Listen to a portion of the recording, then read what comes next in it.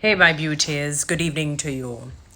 I hope that many of you have been watching the news and in particular, sorry, watching the, well, one, boy, what an unfortunate situation with that baby who the news said was crushed under the weight of the collapsed house in St. Andrew, somewhere in St. Andrew. Beautiful people. Honestly, you know that where what is due to Caesar, I believe in giving. When it's good, when I say bad, meaning what? Let me not say bad in terms of being held accountable. This is not so much directly. I don't know. I can't speak necessarily indirectly related to the government. So I don't think we should blame them for that. The wise man built his house upon the rock. The foolish man built his house upon the sand. Where I saw where that house was, and even the remnants, the remaining things of the house, you can tell that that's a squatter built the house in an area that really should not have been there. It really should not have been there. But condolences to the family. Condolences to the family. That's just to hear that a baby was crushed. You feel like your own heart is being crushed. I can't even explain it. Babies are so precious. I love children, because they're precious in the sight of God, and we need to take care of them so carefully, succinctly, sweetly. Those things add blessings to our lives when we take care of them. So it's a sad situation, but guys, my message to you is that I know that things are tough, and the reason why I said maybe I can't speak to indirectly, if our country was being managed properly, perhaps people would have been able to afford somewhere that is even fairly decent. I'm not saying that they have to live in the Norbrookes or the Beverly Hills and so on, or the Smoky Vales or Cherry Gardens, but good God, to live somewhere that's not like living in a jungle or a forest sort of a situation. So I don't know. I don't even know. I don't know if you guys noticed the Don Anderson's poll. Jamaicans, you see the serious situation? I know many of you have been flogging verbally the Prime Minister, but the leader of the opposition got a flogging in a sense because the poll was worse for him. He was the worst of the two. In fact, not by leaps and bounds per se, but noticeably.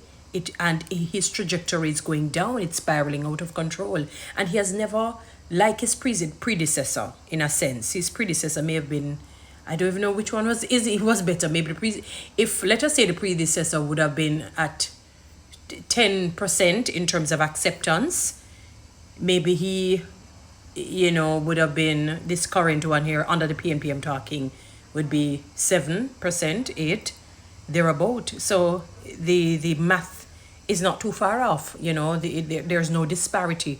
That's great. They have not been really accepted. And the Prime Minister, notwithstanding, his is, not really good, but it's a little bit better. But it's sad. It's literally sad. When I saw the figures, I was like, what? I think for the PNP's leader, 39% of the respondents gave him an average. 4% gave him very good. I don't remember the percentage for the good. It wasn't high. It may have been a double figure, but it wasn't high. The highest figure was under the average. Both leaders, and the Prime Minister was 37%, and he was 39% in terms of average. I think good for the Prime Minister was like 10%. And the Mark Golding was 4%. My God. So either party can hop, skip, and jump, thinking that they're necessarily going to win. I mean, how Jamaica is, unfortunately, if I'm going by history, we tend not to see that there are other good, potentially governing bodies. We just stuck with, okay, I grew up under PNP, I grew up under just what I know. That's what is in my soul. So I'm going to run with it. I'm not going to give another person a chance just to even try. I'm not so big on giving chances, I saw that happening in the United States for a particular leader, and boy, it never worked out for many people who they thought it would have worked out for. I'm not saying that we shouldn't, but I'm saying it doesn't necessarily work out the way they think. But it's still better to take risks. Wealthy people, multimillionaires, they tend to become multimillionaires on the basis of risks. We know the Thomas Edisons, we know the Henry Fords, the Napoleon Hills. Many of them, if you see what they go through, Lord of mercy. Galatians 6:9 is ever true. Do not give up in doing good, because in due season you will reap a reward while you're here on earth. So, my God, I don't know what to say. It is sad, and he has been on the polling, repeatedly. I know when it comes down to election, he will do that a lot, because he's one of the credible sources of the polling that we get, the statistics that is promulgated and given out to the Jamaican people. So Jamaican people, no better hearing, no better barrel, as them would have say. What a sad situation, eh? Neither of the two really speaking, sparking, or spoken, as a man would have say. They neither speak, spark, nor spoke. In terms of their leadership in the country, I'm almost wanting to feel sorry for them, like a sense of compassion and empathy is coming over me, hovering over me towards them. But one of the sad realities, and is that they, in general, I'm talking, not every last one of them, they don't listen to the people, and I don't think they watch the change. They never used America's situation as a learning lesson. When I say America's situation, when Donald Trump would have become the president, before anybody would have even really dreamed, I had one brilliant lecturer. This lady is so brilliant. I remember her from my first degree days. Brilliant lady. And she watched the trajectory. She said, I think this man is going to win. A lot of people didn't think that way. A lot of educated people. And I can understand. Maybe in their soul they didn't want it. But she watched it. She saw it. She felt the atmosphere of the people. She said, Toni-Ann, so I'm seeing how they are. They're changing. Even though this man is not political, I guess they got tired of politics and they said, boy, I'm going to give this businessman a chance. And in fact, when he won, I listened to a number of the black community, the black entertainers. I heard them for myself saying they did well financially under him. One man told me that I don't like him really, but I did well under him financially. Black man.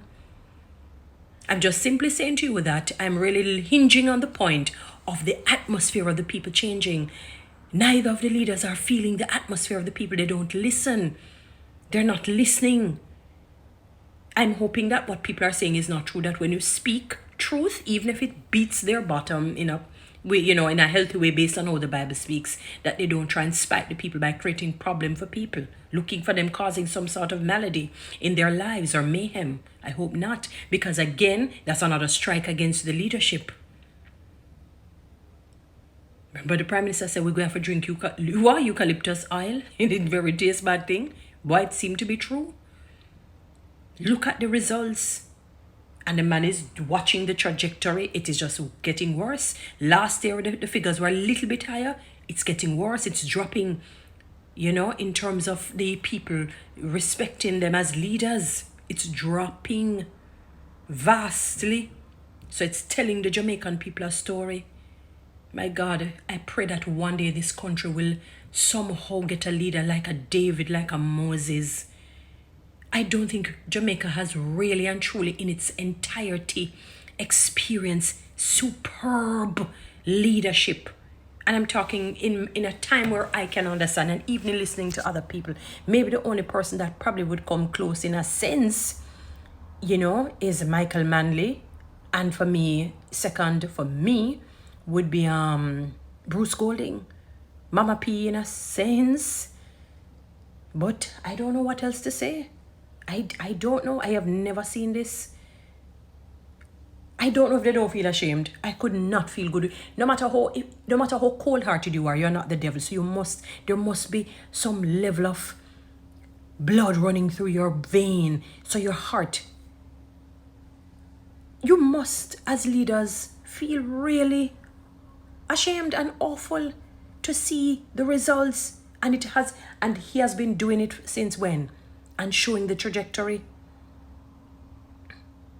I don't know if I tell you. I speak hard and profusely on raising the public sector workers to 50%, but 20 years old hard. Sorry for no. Guys, follow me on TikTok. Subscribe to my YouTube channel. Share this message, please.